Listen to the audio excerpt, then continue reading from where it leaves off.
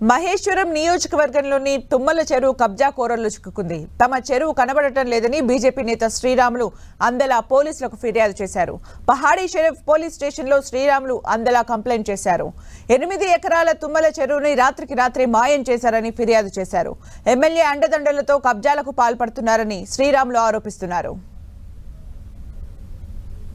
సర్దార్ నగర్లో తుమ్మల చెరువు అని ఒక చెరువు, 8 ఎకరాల చెరువు కనిపిస్తలేదు. అది ఎవరో ఎత్తుకోపోయారు.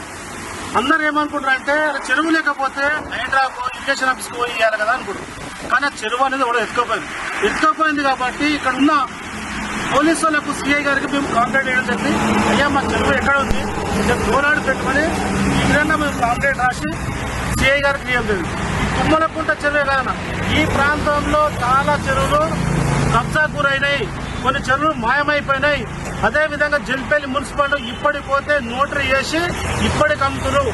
ఇక్కడ ఉన్న ఎమ్మెల్యే గారికి కనిపిస్తలేదా, మరి ఇక్కడ ఉన్న అధికారులకు కనిపిస్తలేదా, ఒక్కసారి మనం ఆలోచించాలి.